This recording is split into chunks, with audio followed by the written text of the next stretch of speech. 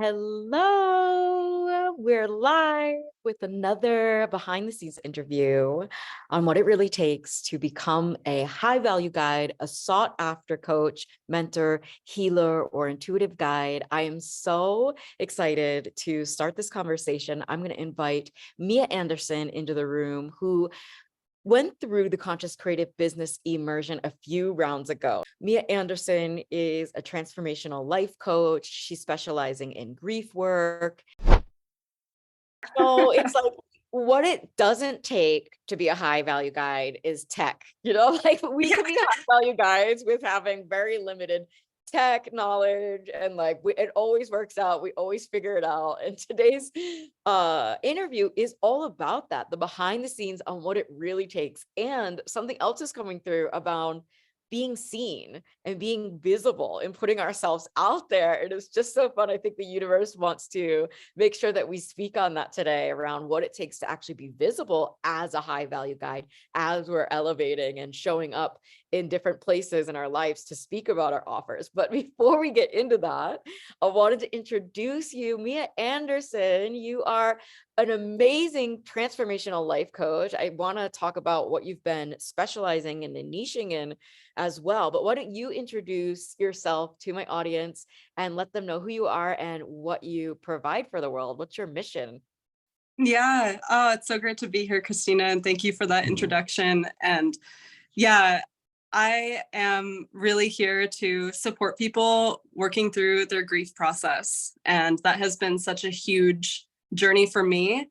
When I went through the Conscious Creative Business Immersion, we go through our 3 defining moments. And I noticed this theme that all of my defining moments had to do with grief. And so I really have realized that that is the thing that I'm here to support people with. And yeah, I offer one-on-one support. I offer community grief circles. And that is what I'm here for. It is what lights me up more than anything in the world. And I think that it's just so important that you feel lit up about what you do. And that's exactly what lights me up more than anything. So that's why I'm here.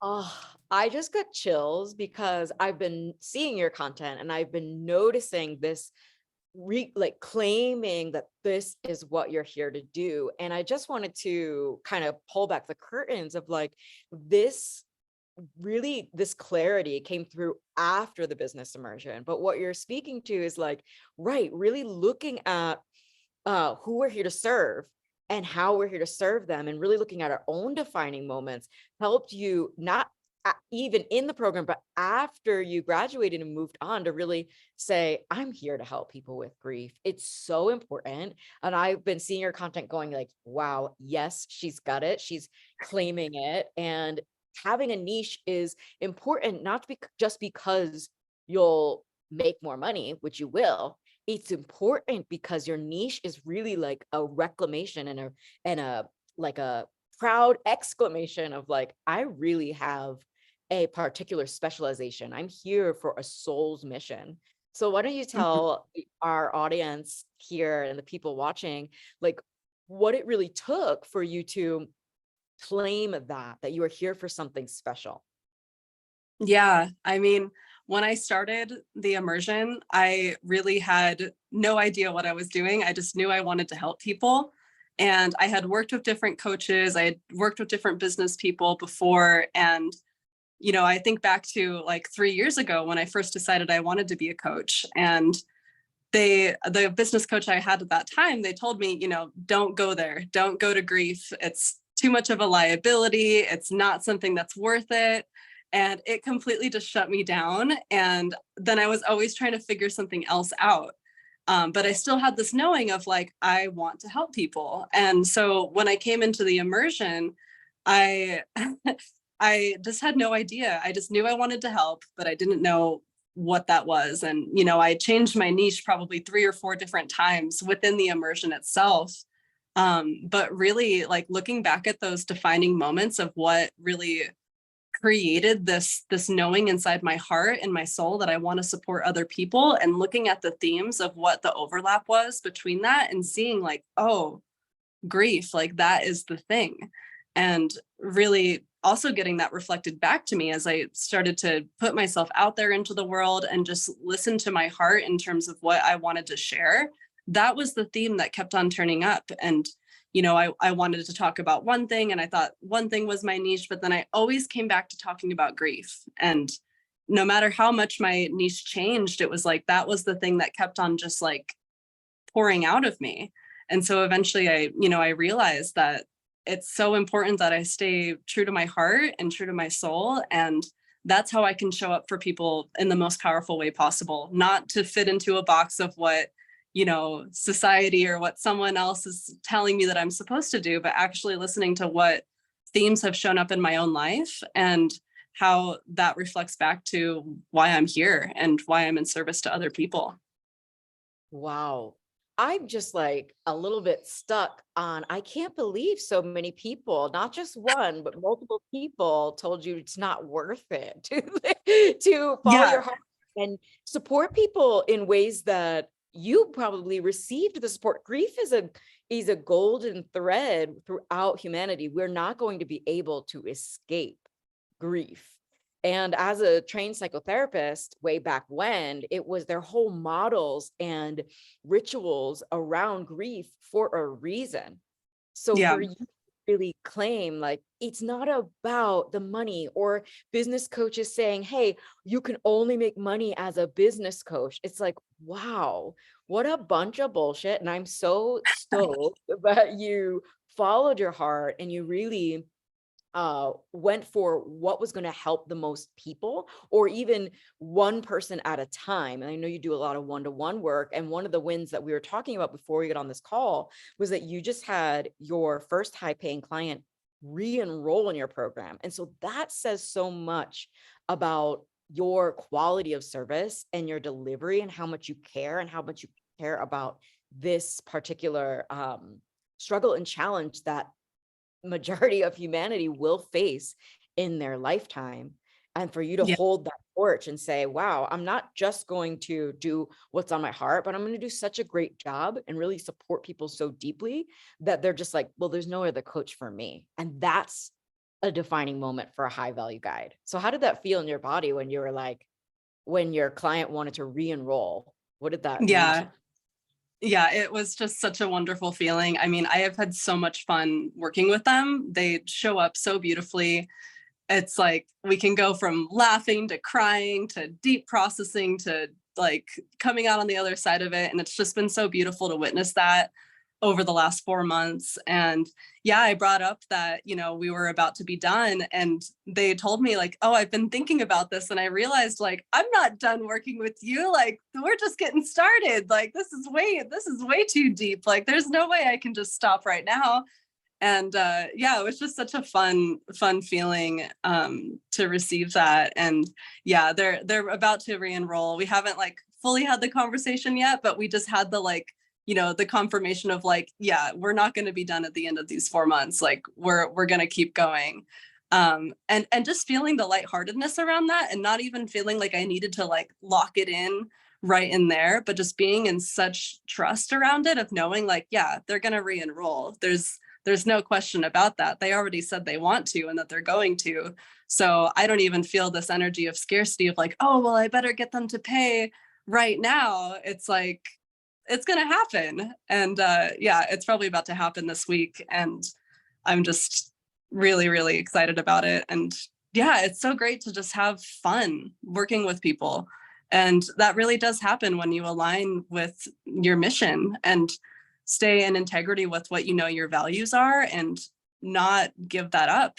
Because, I also see how as you step into this career and like grow your business, you get different opportunities. And it's so important that you stay in integrity with your core values and not give up those core values just because, oh, there's an opportunity maybe to do something over here or to work with someone over there. But if it's not in alignment, then just don't do it. It's so important to stay in integrity with that. And that's how you get those soul aligned clients, I feel. Oh, I know. I feel like your delivery, like beaming from your face. And when we talk about a sales journey, like I teach on soulful sales skills, and I teach on how you can hold space in a discovery call for a yes, pay in full client. Yeah, I have actually never taken payment on the phone with someone. And Yeah. you hear this so much with high ticket sales trainings of like, yeah, get them. And it feels like like close them. And like, what are these words? I am not trying to close anyone. I'm trying to stay open to how my skills and my program and services and offerings can provide support for someone, and making sure that our visions are aligned is what I'm Mhm. helping to create what they actually want to create in their lives. And so when you have an epic delivery and you're getting that feedback loop of like, wow, people really love the work that you do, not only are you going to be able to re-enroll people, but I can imagine that your content naturally, well, I know that your content, because I'm seeing it and I teach on this, but for everyone watching, your content naturally becomes better because you have a natural confidence. It's not a fake it till you make it. It's like, I'm doing deep work with people. People are actually getting a lot of value from our work together. And so more clients will naturally come. Yes, you'll get referrals, but more clients just feel that energetic opening. So it's not about closing clients, it's about Yeah. opening to receiving more opportunities to help people. So I'm so stoked that you spoke to that. And so that brings us into this visibility piece. So you've been out there creating content. What is it like for you to really own that you specialize in grief and you really want to help people who are committed and who can laugh with you? And what was it like saying no to things that maybe seemed like opportunities, but are not aligned with what you came here to do? Yeah, I mean, every time you close a door, it opens another one, right? And so just remembering that for myself has really helped me to be able to say no to different opportunities and walk away from things that didn't work. And when I think back to like the coach I mentioned, that I worked with years ago, like when I walked away from working with him, like so much opened for me, like in so many different areas of my life. And I just felt more connected to myself than ever before. And that just carved the way forward one step at a time. And, it did also open me up to sharing my message in a more soul aligned way, because I didn't feel like I had, someone like on like standing over my shoulder saying, oh, you shouldn't have said that, or like, oh, that was risky or whatever. Like, when you align with your soul, like you get to be risky, you get to say like controversial things, and you get to align with that and share that from your heart. And on one hand, it's been really beautiful to see that because it calls in the people who are most aligned to work with you. But for me also, especially around grief, sharing about that has been healing for my own journey too, because then I get to look back and it's like my own, I have my own personal journal, but then I also have like my posts that I get to look back at like a year ago or 6 months ago even, and see like, wow, this is what I wrote about. And that still feels very true for me. And it just feels, it's healing on my own personal level to be able to share from my heart. So yeah, not only is it healing for other people to receive it because I'm sharing from my heart, but it's healing for me too. Oh, I love this so much because I feel like soulpreneurship is different than entrepreneurship. An entrepreneur might Mhm.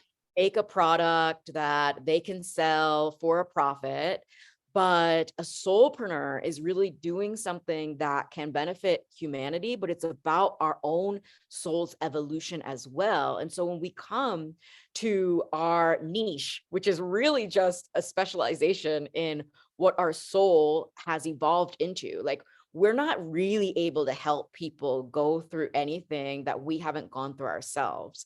So we go through these uh soul defining moments so that we're more equipped, if we're meant to be a high value guide, so that we're more equipped to be able to help the people that come into our containers and into our lives. So it's not Mhm. an journey for us as well. And so you getting support and you being immersed in supportive containers and recognizing that and like I can't believe someone was like, don't share that, it's risky. I'm like, make the risky post, say the thing that no one else will say. And I actually teach on this. I give my legacy content tracker that goes through the different kinds of posts that you're actually saying something, not just to be polarizing, but to say the thing that is really on your heart, whether it's polarizing or not, because we get to set ourselves apart as the human that is really equipped to help our soul aligned clients. And our soul aligned clients are not just looking for something cheap, or they're not just looking for another self-paced course or a bunch of dusty videos. They're looking for real support. Like you said, you laugh, you go through the processes with people. Oh my goodness. So this is such an amazing conversation. And so you've had to say no to some things that were not soul aligned. And so I want to hear more about, what are you saying yes to? Like, what is this process that you take your people through? That's a part of my program, is helping my folks to discover their signature process. And have you noticed a Mhm. process that you take your people through that you're able to hone in on? Yeah, I mean, I feel like the biggest thing that I have noticed, especially when it comes to one-on-one work and especially when it comes to grief work as well, is your process is sacred, and really just creating a container for that process to be witnessed and to be held and actually be felt all the way through is so, so important, because the way that I process grief is going to be different from the way that you process grief. And a lot of the times people who are grieving, they don't have time to go through, a bunch of modules and a bunch of like videos and things like that. It's more about they need a real human in front of them who's able to witness them through their process and to share that, their process is valid. And so really it's around saying yes to their sacred journey and just creating a container for them to keep going through that process and to not dissociate, not run away from it, but to actually feel it all the way through.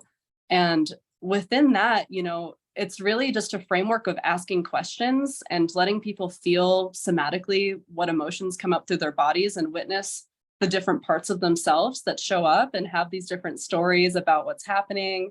And just being able to navigate through, between parts work and somatic processing, and then asking really useful questions for them to get the answers within themselves and realize that the wisdom that they're seeking is already inside them. They just need the container to actually go through that. And so, yeah, when you ask what my process is, I would say that it's really around saying yes to their process and letting them just go through that in a really loving and healthy way. Not so that they get stuck in a loop, but so they actually can unravel it and keep moving forward. Oh, wow. Yes. Like, you are the epitome of a high value guide when you just have the tools like at the forefront of what you do, your tools and the way that you hold space. That's what I'm hearing, is like, we're not meant to do this alone, especially grief. We're Yeah. not to do this alone, especially running a business on your Yeah. soul. This is why you and I have created our programs to offer real live support for people. And whether we have tools or we film a meditation or give some extra things that go with our programs, it's about you doing the work first, which you have. You've immersed yourself in programs, you're highly trained, you obviously really care about your clients. And then from that place, that's where you start creating the kind of content that lets that be known. So even this interview is about that. It's like, it's as simple as that.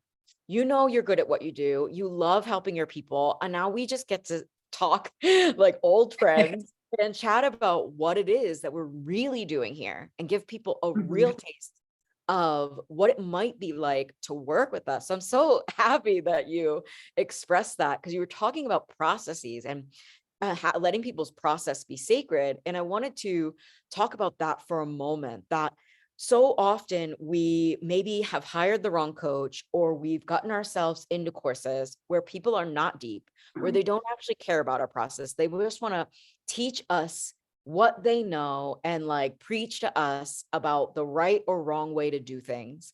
And why you and I resonated together, I can imagine, is because you felt like that was not going to be the case in the conscious creative business immersion. And you were really Yeah. going to be seen as your own unique human, as you do for your people. And so maybe we can give our audience that's watching a little clue into how have you been able to reveal so deeply your story, which is about grief, and what might you have had to go through first to be able to share without the fear of trolls or the fear of people's pushback or what their stories might be around your own grief? How was it for you to share your story so publicly? Mm-hmm.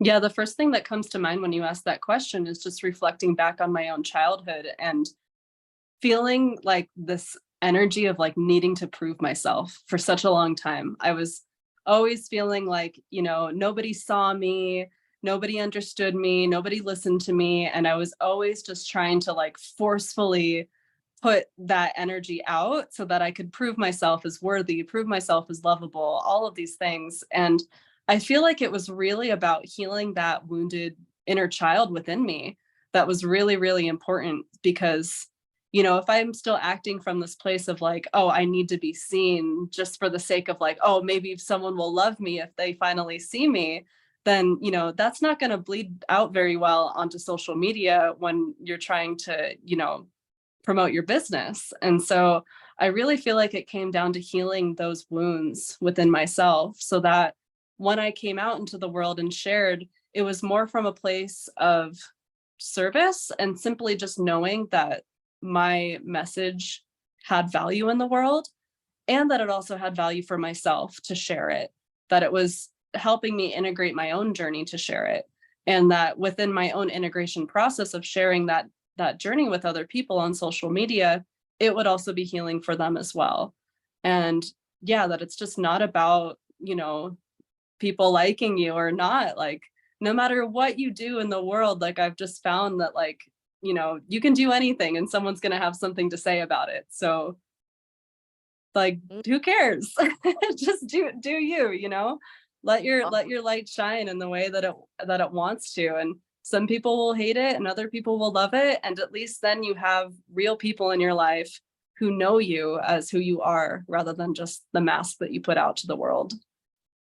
Oh, that just touched my soul. Very beautiful. Exactly. So even if our stories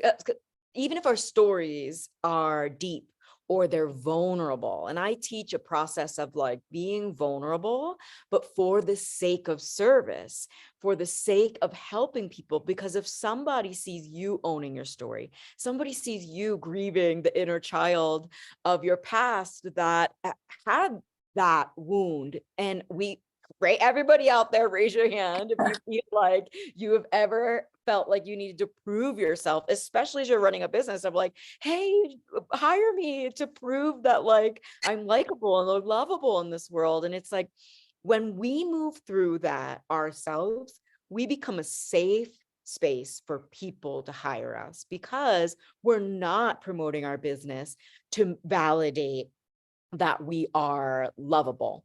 So you moving through that process and continuously investing in yourself and showing up for the deep work and the hard work and your own transformations and transitions, and also being able to express them so publicly and vulnerably, it gives people permission, I would say. And you do it so elegantly because you're not, it's clear that you're sharing your story to provide a service for people, whether they buy or not. It's like if our stories can touch someone and help them feel like they're not alone, or that they can be a human that makes mistakes and that grieves and that cries and that just has low moments in their lives, and that there are people out there that have done the work and that are now willing to support them. It's like, wow, it gives us like faith in humanity. I feel like what we Yeah. really came here, bringing it back to soul mission, we really came here as a soul family, and we're all just like helping each other out. And so I wanted to talk a little bit about pricing because that's part of this interview series. It's like raising our prices to match. And what I like to say about pricing is, yes, we can help everyone for free. And we often probably help our friends, and we probably have our friends reaching out to us, for helping and help who we can.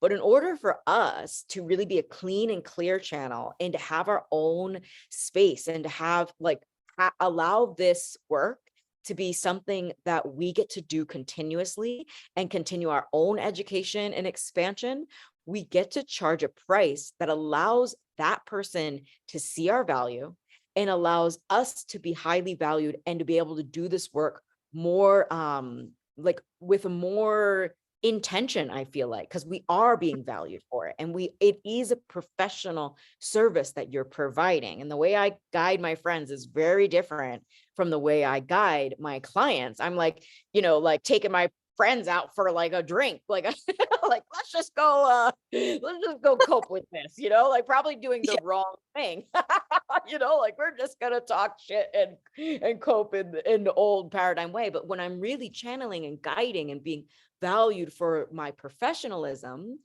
and created a container that is professional and deep and meaningful, it's like we get to charge a price that represents that. And so I wanted to talk a little bit about your pricing journey, and how the conscious creative business immersion, and how you stepping into a high value guide has been for you. Yeah, it's so interesting. Like, just to touch on what you just shared there about like how you help your friends different from how you facilitate in your containers. I remember I've had, if I tell people I'm a coach, I've multiple times gotten the reflection of, oh, so people just pay you for them to have a friend. And it's just like, that is not what's happening here at all. Like, the way that I guide my friends is very different from a container that's much more structured and professional than that. And so, yeah, my journey with pricing has gone on like quite a pendulum swing, because I was in environments with like a lot of different business coaches. So that coach that I worked with, he wanted me to charge $100,000 a year for someone to work with me.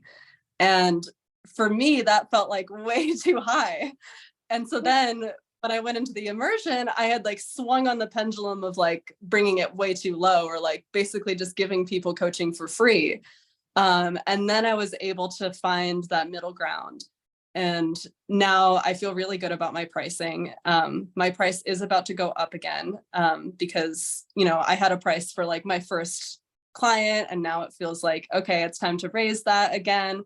Not to $100,000 a year, but, to a livable, like thriving environment, because it is important that we're in a state of overflow so that we can live and we're not in survival mode when we're coaching our clients. And, for me too, like when I've invested a significant amount of money into a container, I've shown up to it differently. Like, I'm sure many people can relate to the experience of like, yeah, you go to the free workshop and maybe you forget that it's even happening because it's free, and like you can probably go to it again. Versus, if you pay a significant amount of money into a formal container, you show up to it. You show up to it like your life depends on it, because you see it that way. And that's how you get better results for people. That's how you get better results for yourself. And yeah, it's just how the container is actually taken seriously, because it is an energy exchange. Like, we're doing really deep work with people, and that is important, that it's respected and that it's valued and that it's taken seriously. Oh, so well articulated. Thank you so much. And my brain is still in shock about the $100,000 a year. And Yeah. even though I'm the queen of helping people to raise their prices, what I put in parentheses is with integrity. And when we're just getting started, or we're having our first few clients, it's like I can't even wrap my head around charging someone $100,000. And we do get to go on a journey of finding that soul aligned price of like, what is our programs really valued? Because in some cases, especially around grief or stepping into our soul's mission, it's like our life does depend on it. It's like Yeah. our life is going to be so much more enriched when we move through these transitions and transformations, and we're not doing it alone.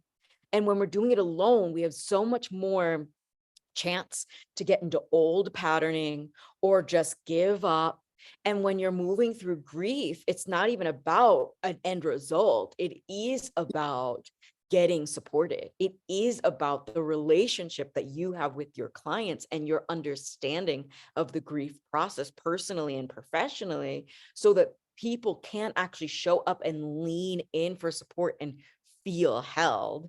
And people are not going to do that if they don't feel in reciprocation. And there's Yeah. this term in the Peruvian jungles called Aini, and it means reciprocation. And we talked about that, I believe, in the Conscious Creative Business Immersion. And so it's not about having the highest price. It's about having a price that allows you to feel like there is an energetic reciprocation, that I'm able to show up for someone in a way that is so deep that for me, there's nothing else going on when I'm with a client. And there's things going on in my life. Like I have my own grief, like I have my own traumas, I have my own therapist.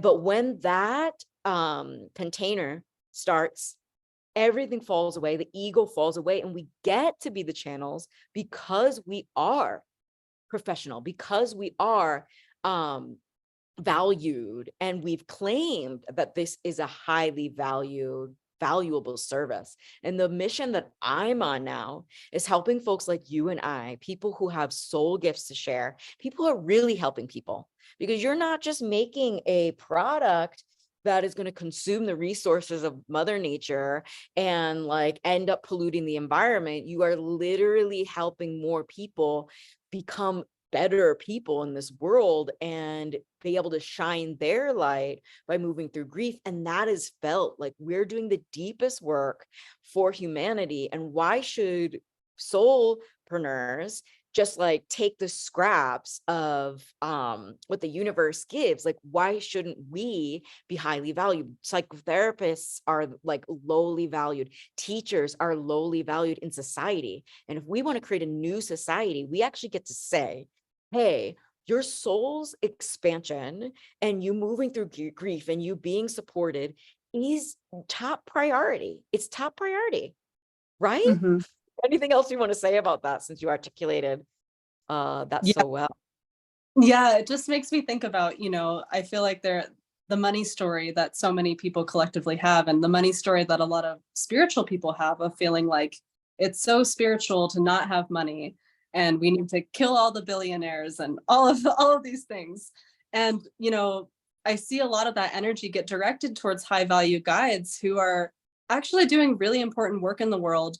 And it's just misdirected energy, and the people who have money right now, those should be the spiritual people. Those should be the people who care about others, who care about the environment, who care about the world that we're living in. And just like imagine a world where, people like you and me and people who are like really doing great work in the world, what if they were the billionaires, and how differently this world would actually look? It would just be incredible. Like all the world's problems would be getting handled.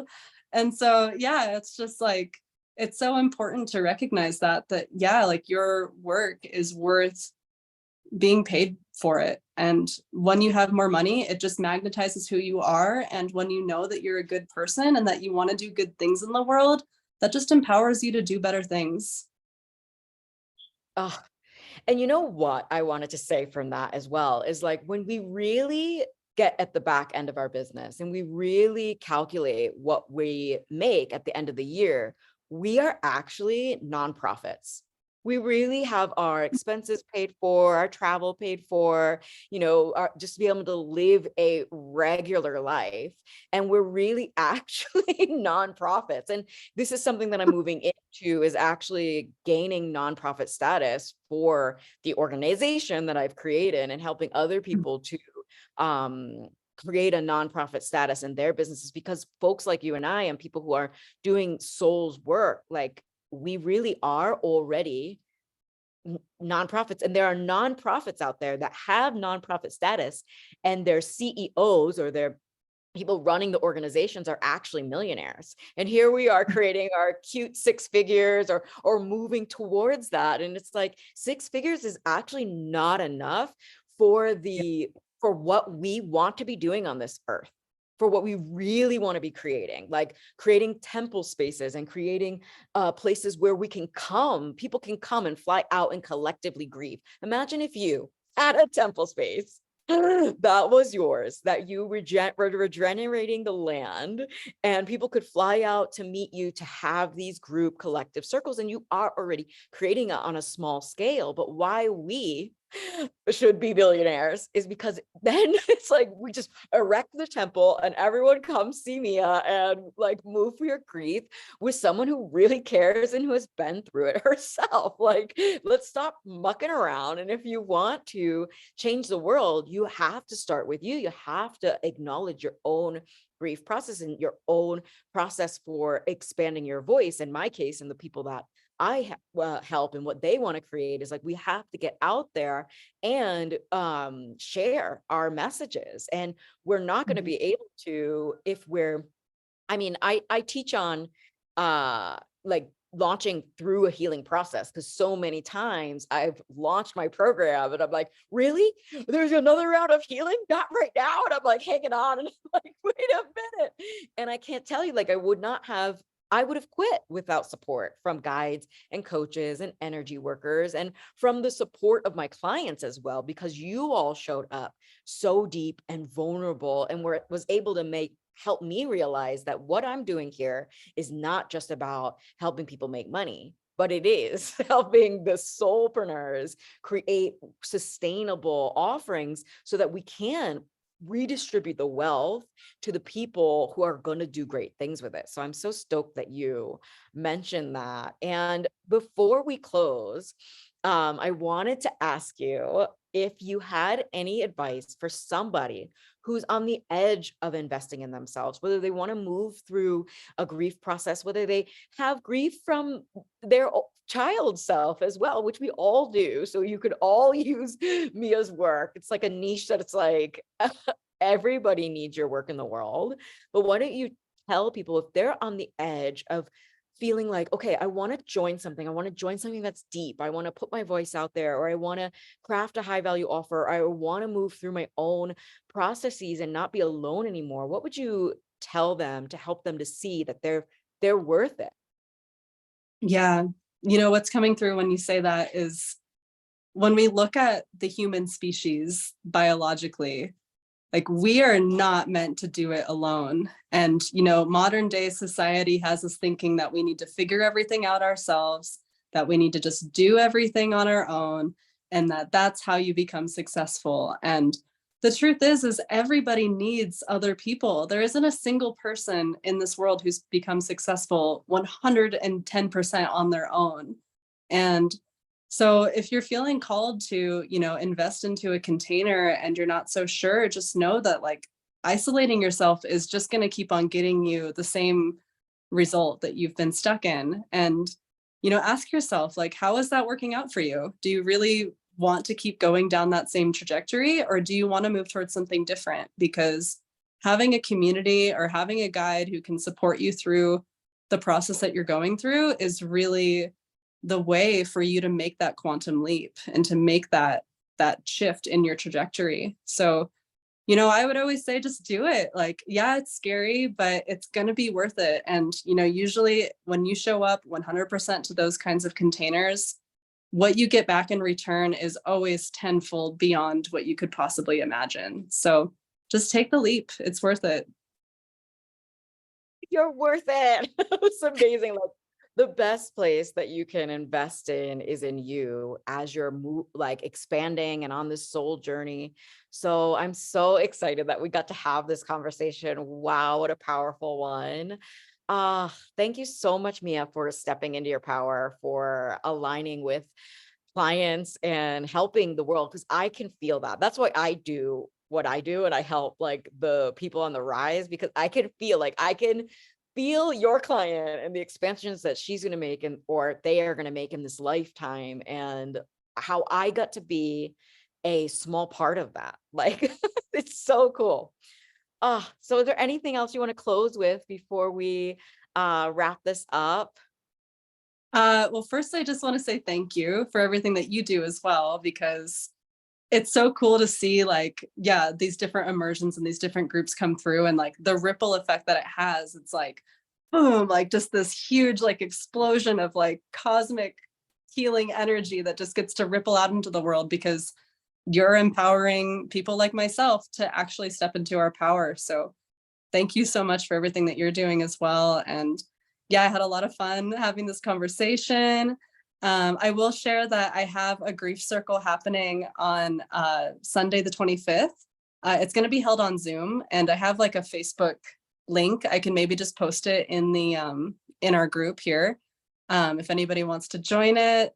And I also have a free ebook that I just finished. It's called The Healing Power of Grief, and you can find that on my website. It's called theheartsharmony.com. Heartsharmony.com. This is all really great. We're going to put these links in the description of everywhere this lovely interview is going to be placed. Thank you so much for being here, for doing your work in the world, and we'll talk so soon. Amazing. Thank you so much. Yay, Bye. bye.